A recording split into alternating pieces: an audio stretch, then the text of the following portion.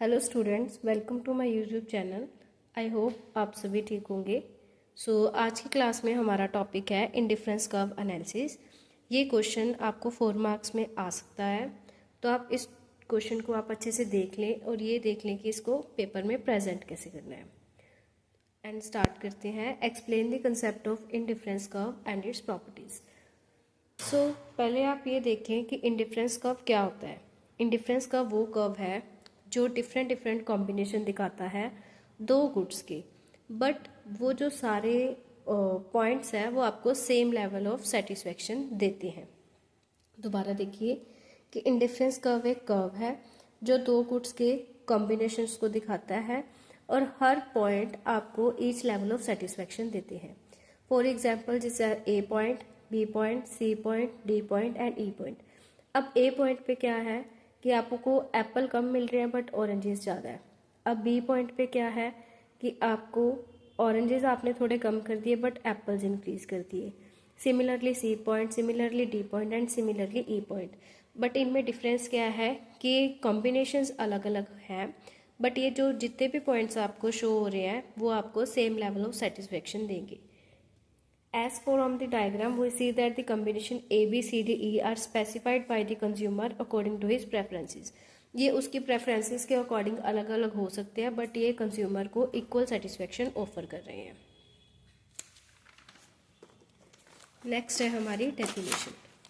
Definition में क्या कह रहे हैं? An indifference curve is a combination of goods each of which yield the same level of total utility to which the consumer is indifferent. इसमें भी same ही चीज़ repeat करिए कि इंडिफरेंस कर्व एक कॉम्बिनेशन ऑफ गुड्स को present करता है जिसमें consumer को सेम सेटिस्फेक्शन और यूटिलिटी मिलती है, बट कंज्यूमर इनडिफरेंट है। इनडिफरेंट का मतलब है कि ए पे कुछ और कॉम्बिनेशन था, बी पे कोई और कॉम्बिनेशन था, सी पे कोई और कॉम्बिनेशन था, बट डिफरेंस ये है कि वो पॉइंट्स आपको सेम लेवल ऑफ सेटिस्फेक्शन दे रहे हैं। इसके बाद है इसके फीचर्स। फीचर्स में सबसे पहला फीचर है आईसी स्लोप डाउनवर्ड। जो आईसी का स्लोप होता है वो डाउनवर्ड होता है और इसको लेफ्ट टू राइट भी बोलते हैं। ये आपको एमसीक्यूज में भी पूछ सकते हैं कि आईसी का स्लोप क्या होता है, डाउनवर्ड और अपवर्ड। आईसी का स्लोप डाउनवर्ड होता है।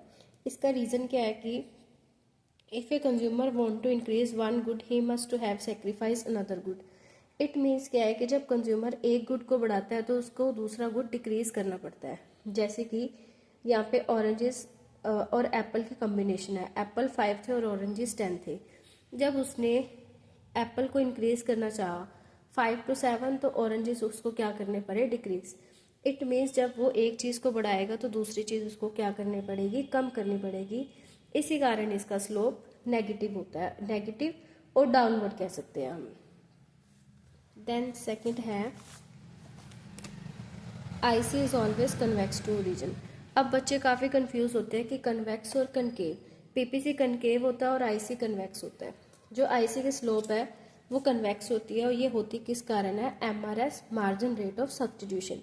एमआरएस का मतलब क्या है कि कंज्यूमर एक चीज़ को छोड़ेगा, एक चीज़ को एक्स्ट्रा पाने के लिए दूसरी चीज़ को सब्स्टिट्यूट कर देगा।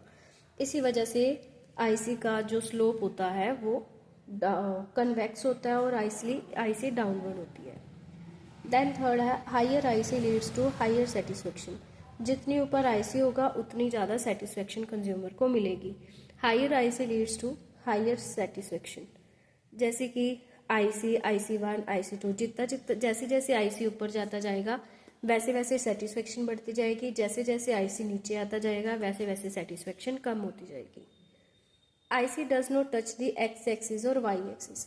आईसी कभी भी किसी एक्सिस को टच नहीं करता, ना तो वो वाई एक्सिस को टच करेगा और ना ही वो एक्स एक्सिस को टच करेगा। जैसे देखिए हमने स्टार्टिंग में ये बता रहे हैं कि आईसी हमेशा कॉम्बिनेशन को शो करता है, वो भी दो गुड्स की।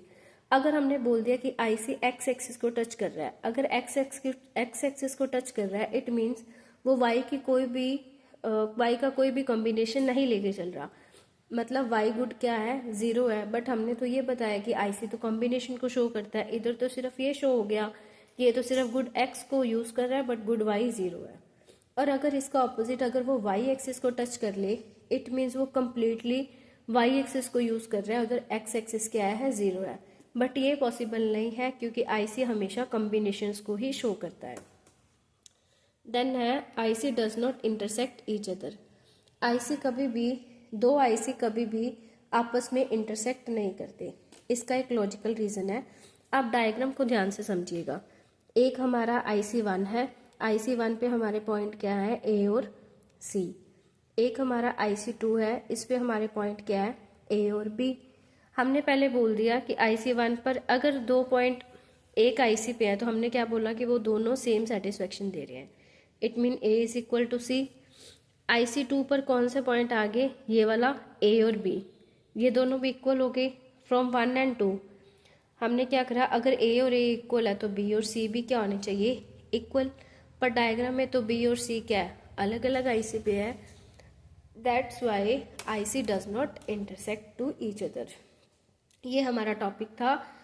पहले हमने IC को डिफाइन करा, देन हमने IC के फीचर्स को डिफाइन करा। IC स्लोप डाउनवर्ड, IC की शेप कन्वेक्स होती है, then higher IC leads to higher satisfaction, IC does not touch to X axis और Y axis, and last one is IC does not intersect each other. I hope आपको ये video अच्छी लगी होगी, तो please like, comment and share. अगर आपको इस टॉपिक के नोट्स चाहिए तो आप वीडियो के नीचे कमेंट कर सकते हैं। Thank you so much.